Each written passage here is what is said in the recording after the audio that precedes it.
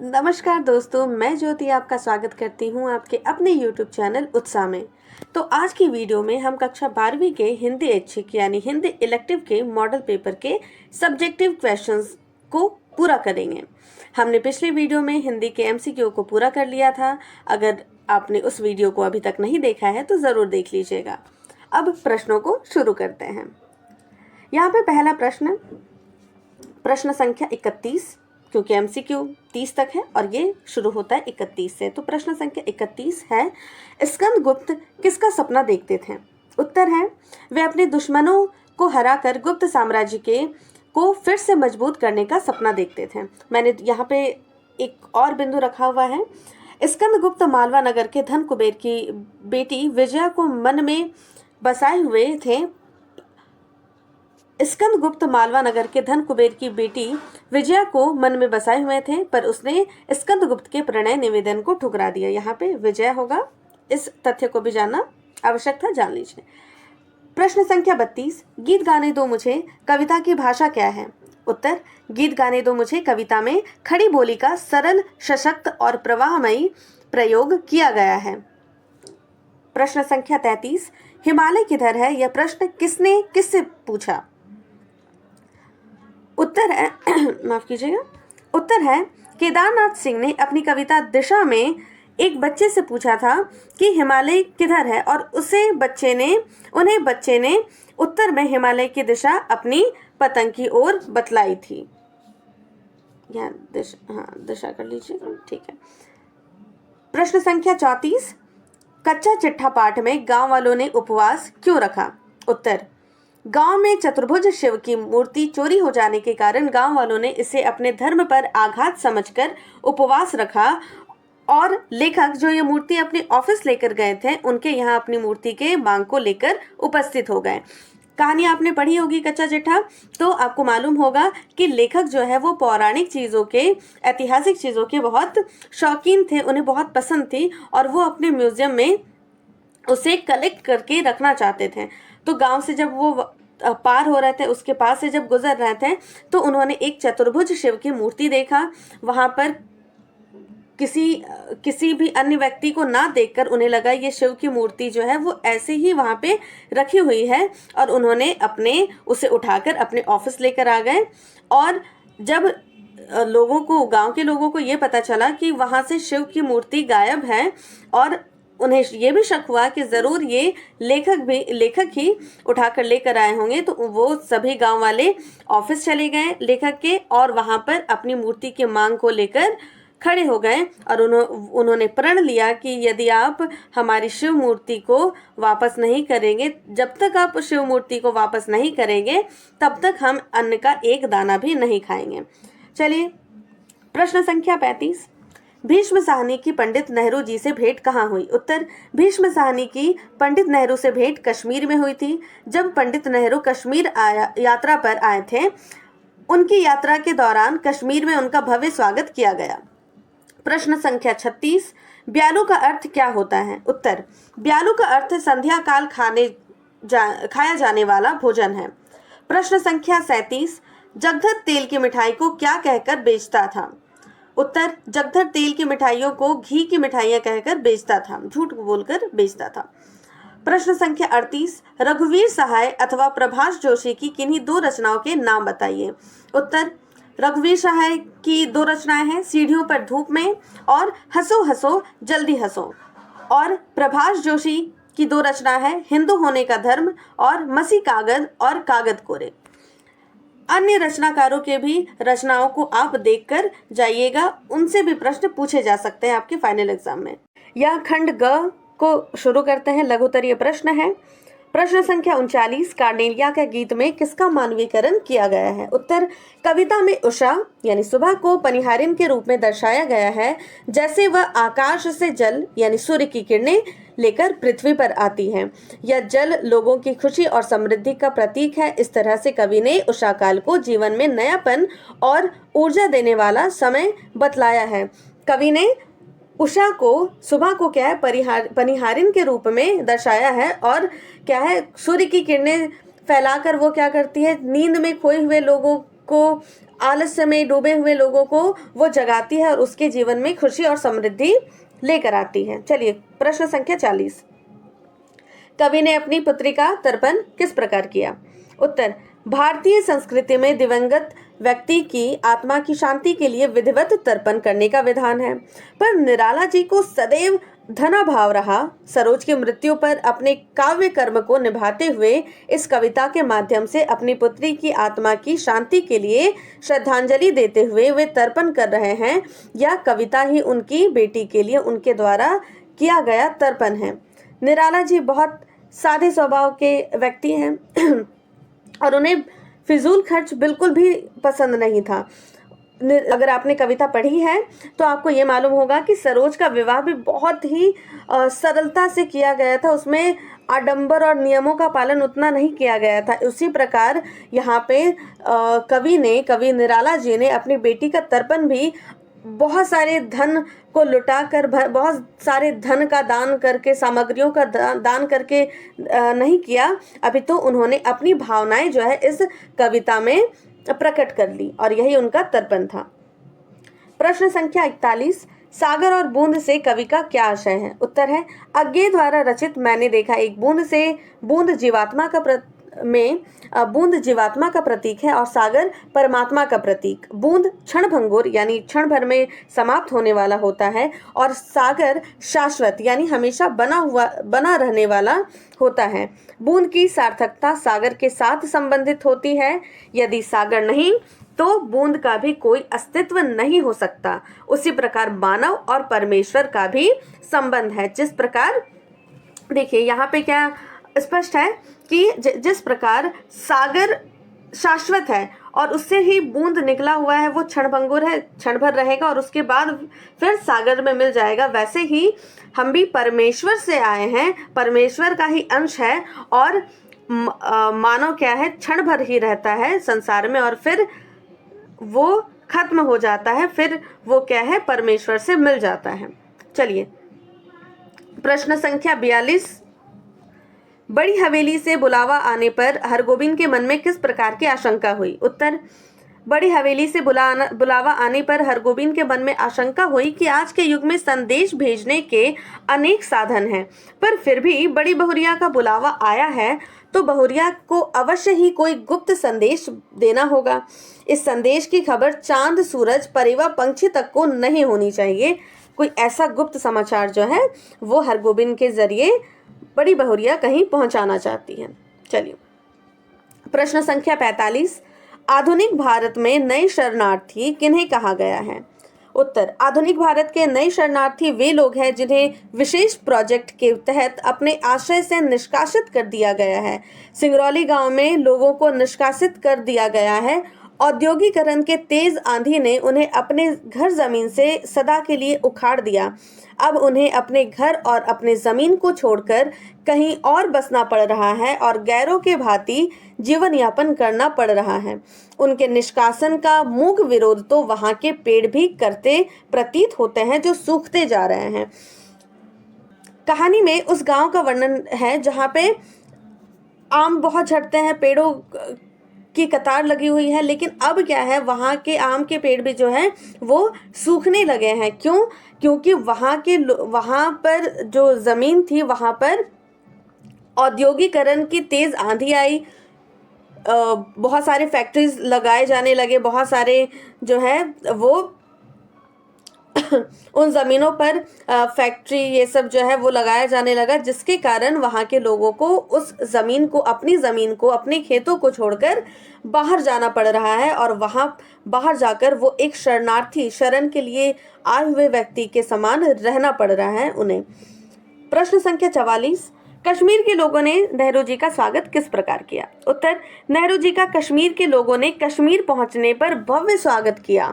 शेख अब्दुल्ला के नेतृत्व में कश्मीर को शानदार ढंग से सजाया गया था। झेलम नदी पर शहर के एक सिरे से लेकर दूसरे सिरे तक 7वें पुल से अमीरात डाल तक नावों में उनकी शोभा यात्रा निकाली गई। नदी के दोनों ओर हजारों हजार कश्मीरी निवासियों ने अदम्य, यहाँ पे अदम्य होगा यानी बहुत, अदम्य यानी बहुत उत्साह के साथ उनका स्वागत किया। वह दृश्य बहुत अद्भुत था। प्रश्न संख्या 45, शेर के मुंह और रोजगार के दफ्तर के बीच क्या अंतर है? शेर के मुंह के भीतर जो भी जंगली जानवर कुछ पाने का सपना देखकर एक बार जाता है, वहां से वापस नहीं आता। ना उन्हें रोजगार ही मिल पाता है, ना उनका जीवन ही सुरक्षित रह पाता है। वैसे ही रोजगार दफ्तर के लोग बार बार चक्कर लगाते हैं, अर्जी देते हैं, पर वहां से भी वापस नहीं आते हैं। शेर जानवरों को निगल जाता है, पर रोजगार दफ्तर नौकरी चाहने वालों को निगलता तो नहीं, लेकिन उन्हें रोजगार प्रदान करके जीने का अवसर भी नहीं देता। इस लघु कथा के माध्यम से लेखक ने वर्तमान शासन प्रणाली व्यवस्था पर व्यंग्य किया है। शेर जो कहानी है उसमें शेर के मुंह में अलग अलग जानवर जा रहे हैं। गधा घास के लालच में जा रहा है, लोमड़ी और उल्लू वो अपने अलग अलग लालच में जा रहे हैं, और वहाँ पर शेर उनका सेवन कर ले रहा है, खा जा रहा है, वो खत्म हो जा रहे हैं। वैसे ही यहाँ पर क्या है, जो वर्तमान शासन प्रणाली है वो आपको किस तरीके का लालच देता है कि आप ये फॉर्म भरो, आपकी नौकरी पक्की हो जाएगी, आप ये करो, आपकी नौकरी पक्की हो जाएगी, आप ये एग्ज़ाम निकालो, आपकी नौकरी पक्की हो जाएगी। लेकिन हमें भी क्या किया जाता है, हमें भी क्या है, रोजगार दफ्तर के बार बार चक्कर लगवाए जाते हैं और अपने बातों में उलझा कर रखा जाता है। ना हम ठीक से जी पाते हैं और ना ही हमें मरने दिया जाता है। चलिए, प्रश्न संख्या 46, झोपड़ी में लगी आग में सब कुछ जलकर राख हो गया, लेकिन फिर भी सूरदास राख में रुपए क्यों खोजता रहा? कुछ टाइपिंग मिस्टेक है इस पीडीएफ में, जो कि मैं ठीक कर दूंगी, लेकिन वीडियो में हो सकता है कि आपको थोड़ा समस्या हो, आप थोड़ा देख लीजिएगा। यहाँ पे है राख। झोपड़ी में लगी आग में सब कुछ जलकर राख हो गया, लेकिन फिर भी सूरदास राख में रुपए क्यों खोजता रहा? उत्तर, झोपड़ी में लगी आग में सब कुछ जलकर राख हो गया था, लेकिन फिर भी सूरदास राख में रुपए खोज रहा था, क्योंकि वह रुपए उसके जीवन की सारी आशाओं का आधार थी। उसे पोटली में रखे रुपयों से वह अपने पितरों का उद्धार करना चाहता था। उसने सोचा था कि यदि रुपए आग की चपेट में आ भी गए तो वह चांदी के हैं, और चांदी पिघल भी जाए तो उसका मूल्य बना रहता है, तो फिर से उसे अपने कार्य में ला सकता है। सूरदास की जब झोपड़ी जलती है तो सूरदास को अपनी झोपड़ी जलने का दुख उतना नहीं होता है जितना कि ये दुख होता है कि उसके जो आशाएं थी अपने पितरों का पिंडदान करने का, वो पूरा हो सकेगा या नहीं। और इसीलिए उसने क्या करता है, वो जैसे ही झोपड़ी जल जाती है, खत्म हो जाती है, राख हो जाती है, तो वो जाकर झोपड़ी के अंदर देखता है, राख में वो टटोलता है कि कहीं वो सिक्के जो कि चांदी के थे और गल कर नीचे गिर गए होंगे, अगर वो मुझे मिलते, वो चांदी मुझे मिल जाता है तो उसका मूल्य तो वैसा ही बना रहेगा, चांदी तो चांदी ही रहता है, तो उसको फिर मैं उपयोग में ला सकता हूँ। लेकिन जब ये चांदी उसे नहीं मिलता है, उसका जो बचाया हुआ धन नहीं मिलता है, तो उसकी आशा जो है वो पूर्ण रूप से वो टूटने लगती है। चलिए, यहाँ पर हमने प्रश्न संख्या 46 कंप्लीट कर लिया है। अब बारी है दीर्घ उत्तरीय प्रश्न की। यहाँ पे है, झारखंड की संस्कृति अथवा विज्ञान अभिशाप या वरदान पर एक निबंध लिखें। देख लेते हैं। झारखंड की संस्कृति। झारखंड भारत की पूर्वी क्षेत्र में स्थित एक राज्य है जो अपनी समृद्ध संस्कृति और भौगोलिक विविधता के लिए प्रसिद्ध है। यह राज्य पहाड़ों, नदियों, घने जंगलों और खनिजों से भरपूर है। यहाँ की संस्कृति पर आदिवासी जनजातियों का गहरा प्रभाव है, जिनमें संथाली, मुंडा और उरांव प्रमुख हैं। इनकी जीवन शैली और परंपराएं प्रकृति से गहरे रूप से जुड़ी हैं। झारखंड की कला और शिल्प में बांस, लकड़ी और मिट्टी से बनी वस्तुएं प्रमुख हैं। यहाँ की काष्ठ कला और सोलर नामक मिट्टी के बर्तन खास हैं।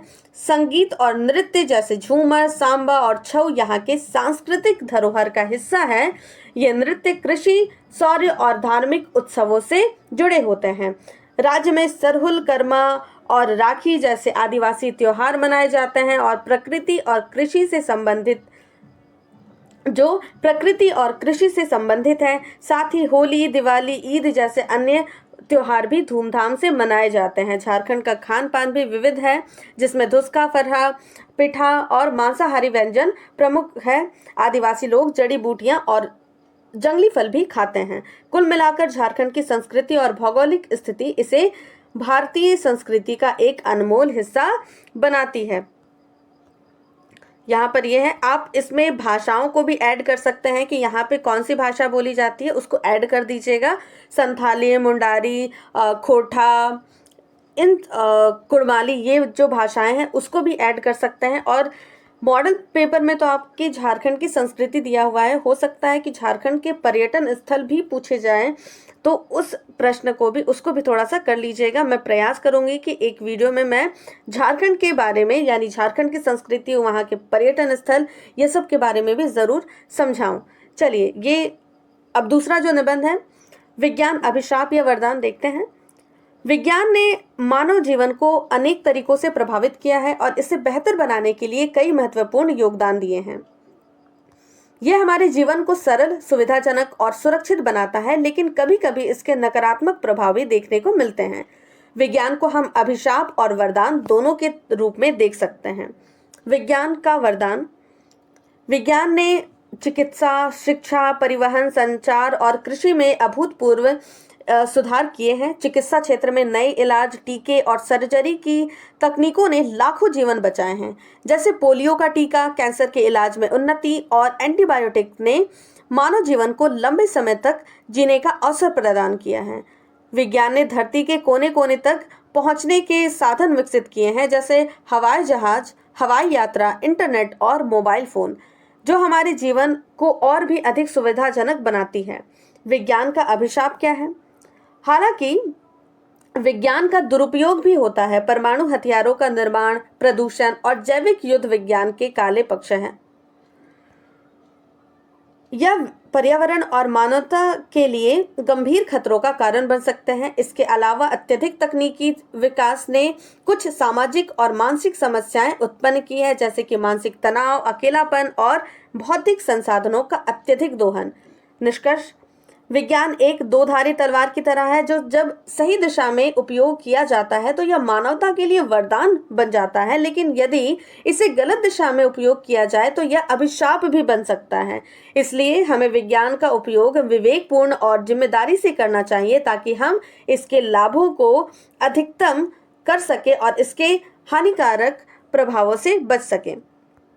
तो कोई भी चीज़ को अगर आप सही से उपयोग करते हैं तो वो वरदान बनता है, और अगर आप उसका गलत उपयोग करेंगे तो वो क्या बन जाएगा? अभिशाप के रूप में है। और विज्ञान के साथ भी ऐसा ही है। अब अगला प्रश्न देखते हैं। यहाँ पे प्रश्न संख्या 48 है, और जहाँ पे आपको जहाँ पे आपको पत्र लिखना है। किसी दैनिक समाचार पत्र के संपादक को पत्र लिखकर अपने क्षेत्र में बिजली वितरण की व्यवस्था की ओर बिजली अधिकारियों का ध्यान आकर्षित करें। उत्तर है, सेवा में संपादक महोदय, दैनिक समाचार पत्र, नई दिल्ली। विषय, विद्युत आपूर्ति की समस्या के संबंध में। महोदय, सविनय निवेदन है कि मैं, आपका नाम होना चाहिए और आपका एड्रेस होना चाहिए, आपका पता होना चाहिए, का निवासी हूँ। आपके समाचार पत्र के माध्यम से अपने क्षेत्र की विद्युत आपूर्ति के समस्या पर ध्यान आकर्षित करना चाहता हूँ। हमारे क्षेत्र में पिछले कुछ महीनों से विद्युत आपूर्ति की स्थिति अत्यंत दयनीय हो गई है। दिन में कई बार बिजली कटौती होती है, जिससे आम जनजीवन बुरी तरह प्रभावित हो रहा है। बिजली के अनियमित आपूर्ति के कारण विद्यार्थियों की पढ़ाई बाधित हो रही है, व्यापारियों को नुकसान हो रहा है और घरों में भी सामान्य कार्यों में कठिनाई हो रही है। विशेष रूप से गर्मी के मौसम में बिजली की कटौती से लोग अत्यधिक परेशान हो रहे हैं, जिससे उनकी दिनचर्या बुरी तरह प्रभावित हो रही है। हमने कई बार विद्युत विभाग में शिकायत दर्ज कराई है, लेकिन अब तक कोई ठोस कदम नहीं उठाया गया है। अतः आपसे विनम्र निवेदन है कि इस समस्या को अपने प्रतिष्ठित समाचार पत्र में प्रकाशित करें, ताकि संबंधित अधिकारी इस पर शीघ्र ध्यान दें और इसका समाधान शीघ्रता से करें। धन्यवाद भवदीय। आपका नाम होना चाहिए, पता, और यहाँ पे तारीख, डेट जो है यहाँ पे आप डाल दोगे। माफ कीजिएगा, डेट यहाँ पे आप डाल दोगे। अगला प्रश्न देखते हैं, प्रश्न संख्या 49। प्रधानाध्यापक को विद्यालय में खेल सामग्री की व्यवस्था हेतु एक आवेदन पत्र। ये तो आपके लिए बहुत आसान होगा। सेवा में प्रधानाध्यापक महोदय, यहाँ पे विद्यालय का नाम और विद्यालय का पता होगा। विषय खेल सामग्री की व्यवस्था हेतु विनम्र निवेदन। महोदय, सविनय निवेदन यह है कि मैं, आपका नाम और आप किस कक्षा में पढ़ते हैं, सेक्शन, ये सब लिख दीजिएगा। सविनय निवेदन है कि मैं कक्षा का छात्र हूँ। मैं विद्यालय में आयोजित होने वाली खेलकूद गतिविधियों में नियमित रूप से भाग लेता हूँ। खेलों में भाग लेना न केवल शारीरिक स्वास्थ्य के लिए महत्वपूर्ण है बल्कि मानसिक विकास के लिए भी आवश्यक है। वर्तमान में विद्यालय में आवश्यक खेल सामग्री की भारी कमी हो रही है, जिससे हमें खेलों में सक्रिय भागीदारी में कठिनाई हो रही है। विशेष रूप से cricket bat, football, badminton, racket, hockey stick और बास्केटबॉल की पर्याप्त उपलब्धता नहीं है। इन सामग्रियों के बिना खेलकूद के अभ्यास में रुकावट आ रही है और हम अपने प्रदर्शन को बेहतर नहीं कर पा रहे हैं। इसलिए मैं विनम्र निवेदन करता हूं कि आप कृपया शीघ्र इन खेल सामग्रियों की व्यवस्था करें ताकि सभी विद्यार्थियों को खेलों में भाग लेने का उचित अवसर मिल सके और हम अपनी शारीरिक और मानसिक क्षमता का पूरा उपयोग कर सकें। आपकी कृपा में, यहाँ पे इसको हटा दीजिएगा, आपके इस मामले में ध्यान देने के लिए हम सभी विद्यार्थी आपके आभारी रहेंगे। मुझे विश्वास है कि आप हमारी इस समस्या का समाधान शीघ्र करेंगे। धन्यवाद। भवदीय। आपका नाम होना चाहिए, कक्षा का नाम, विद्यालय का नाम और दिनांक। चलिए, प्रश्न संख्या 50।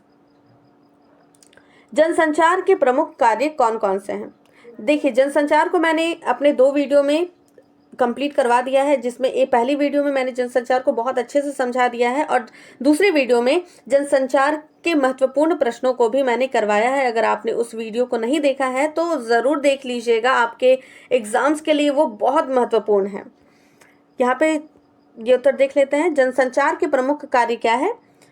पहला, सूचना का प्रसार। जनसंचार का सबसे प्रमुख कार्य समाज में जानकारी का प्रसार करना है। यह विभिन्न घटनाओं, मुद्दों और विचारों को लोगों तक पहुंचाने का माध्यम है। दूसरा, शिक्षा और जागरूकता। जनसंचार के माध्यम से शिक्षा और जागरूकता का प्रसार किया जाता है। यह समाज को विभिन्न सामाजिक, आर्थिक और सांस्कृतिक मुद्दों पर शिक्षित करने में मदद करती है। तीसरा, मनोरंजन। जनसंचार का एक और महत्वपूर्ण कार्य मनोरंजन प्रदान करना है। टीवी शो, फिल्में, रेडियो कार्यक्रम आदि लोगों को मनोरंजन प्रदान करने का मुख्य माध्यम है। चौथा, सामाजिक परिवर्तन। जनसंचार समाज में बदलाव लाने के लिए एक शक्तिशाली उपकरण है, जिससे समाज में सकारात्मक बदलाव आ जाता है। समाज की भावना का निर्माण। जनसंचार समाज के विभिन्न पहलुओं पर जनता की राय बनाने में मदद करता है। यह विभिन्न मुद्दों पर जनमत तैयार करने का एक महत्वपूर्ण साधन है। विचार और संस्कृति का आदान प्रदान। जनसंचार में विभिन्न विचारों, संस्कृतियों और परंपराओं का आदान प्रदान होता है, जिससे विभिन्न समूहों के बीच समझ और सहिष्णुता बनती है। विपणन और प्रचार। व्यापार और उद्योगों के लिए जनसंचार का एक महत्वपूर्ण कार्य विपणन और प्रचार करना है। यह उत्पादों और सेवाओं के प्रचार प्रसार में सहायक होता है। इन कार्यों के माध्यम से जनसंचार समाज को सूचना, ज्ञान, मनोरंजन और सामाजिक विकास में योगदान प्रदान करता है। अब प्रश्न संख्या 51 देखते हैं। तो प्रश्न संख्या 51 क्या है? विद्यालय में संपन्न वार्षिक उत्सव पर एक प्रतिवेदन तैयार करें। उत्तर, यहाँ पे आपको हेडिंग देना है, हमारे विद्यालय का वार्षिक उत्सव 2025। हमारे विद्यालय का वार्षिक उत्सव 17 जनवरी 2025 को विद्यालय के प्रधानाचार्य, यहाँ पे प्रधानाचार्य का नाम लिखिएगा, की अध्यक्षता में धूमधाम से संपन्न हुआ। उत्सव का आयोजन विद्यालय के सभागार में किया गया, जिसमें विद्यार्थियों, शिक्षकों और अभिभावकों की बड़ी संख्या ने भाग लिया। कार्यक्रम की शुरुआत विद्यालय के छात्रों द्वारा स्वागत गीत प्रस्तुत करके की गई। इसके बाद प्रधानाचार्य ने अपने उद्घाटन भाषण में विद्यालय की उपलब्धियों, छात्रों की मेहनत और आगामी योजनाओं के बारे में बताया। उन्होंने छात्रों को उत्सव के महत्व और शिक्षा के क्षेत्र में निरंतर प्रगति की आवश्यकता को बतलाया। कार्यक्रम के मुख्य आकर्षण में विद्यार्थियों द्वारा प्रस्तुत किए गए सांस्कृतिक कार्यक्रम थे।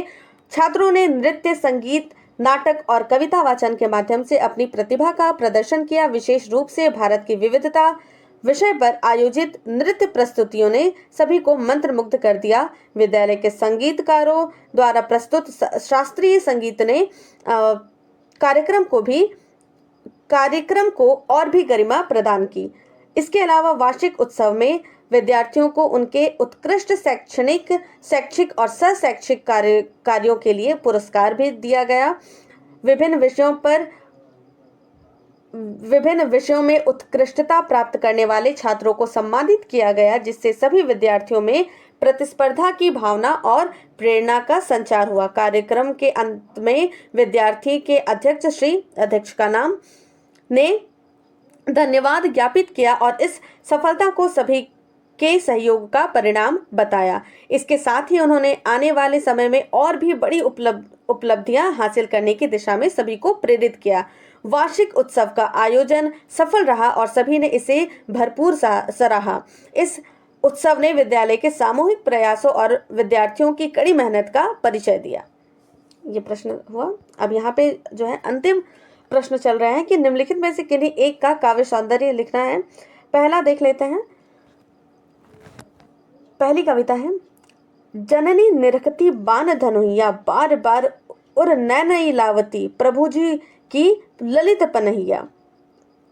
कबहू प्रथम जो जाय जगावती, कही प्रिय बचन सवारे, उठहु तात बलि मातु बदन पर, अनुज सखा सब द्वारे। प्रस्तुत पंक्तियां तुलसीदास की काव्य रचना गीतावली के मार्मिक प्रसंग से संबंधित पद से ली गई है। इन पंक्तियों में राम के वन गमन के बाद माता कौशल्या के राम के कक्ष में जाकर उनके वस्तुओं को देखती और विकल होती है, उसका वर्णन है। व्याख्या क्या है? राम को वनवास का आदेश मिलने के बाद वह वनवास को चले गए। अब राम अवधपुरी में नहीं है, उसके बिना सारा सदन माता कौशल्या को सूना सूना लगता है। वे राम के बाल्यावस्था में उपयोग में लाई जाने वाली छोटी छोटी वस्तुओं को देखती है और उनका हृदय उमड़ आता है। वह राम के छोटे छोटे धनुषों को निहारती है। वह बार बार राम की छोटी छोटी जूतियां यानी पनियों को उठाती है और हृदय से लगाती है। वह याद करते हुए बेचैन होती है कि कभी सुबह सवेरे जाकर राम को बड़े ही स्नेह भरे बोल बोलकर राम को जगाती थी और राम को उठाते हुए कहती थी कि उसके प्यारे भाई और मित्र दरवाजे पर प्रतीक्षा कर रहे हैं। तो ये यहाँ पर जो है तुलसीदास की रचना से ली गई है। दूसरा जो पंक्ति है वो देखते हैं। तब तो छवि पीवत जीवत है, अब सोचत लोचन जात जरे, हित तोष के तोष सुप्राण पले, बिललात महादुख दोष भरे। घनानंद भीत सुजान बिना, सब ही सुख साज समाज तरे, तब हार पहाड़ से लागत है, अब आनी के बीच पहाड़ परे। प्रस्तुत पंक्तियां कवि घनानंद रचित सवैया से ली गई है। इसमें संयोग और वियोग की स्थिति का वर्णन है। संयोग यानी मिलन और वियोग यानी बिछड़ना। व्याख्या। कवि घनानंद अपनी प्रेयसी सुजान से कह रहे हैं कि जब वो उसके निकट थे तो उसे देखकर जीवित था।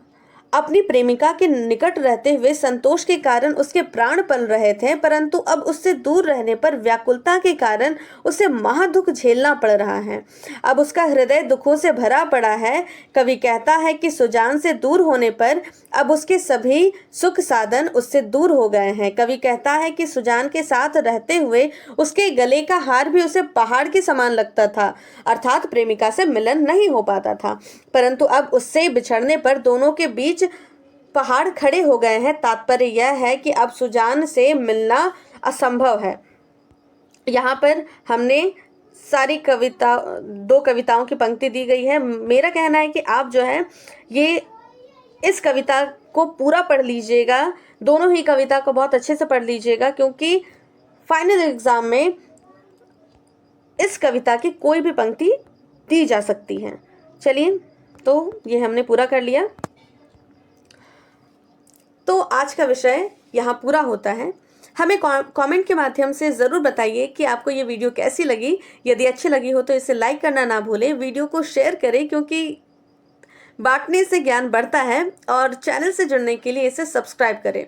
और हाँ, हमारे वीडियो के PDF नोट्स के लिए हमारे टेलीग्राम ग्रुप से जुड़ जाइए, जिसका लिंक आपको इस वीडियो के डिस्क्रिप्शन में या चैनल के डिस्क्रिप्शन में मिल जाएगा, और आप हमारे व्हाट्सएप चैनल से भी जुड़ सकते हैं। चलिए, धन्यवाद। जय हिंद। पढ़ो उत्साह के साथ।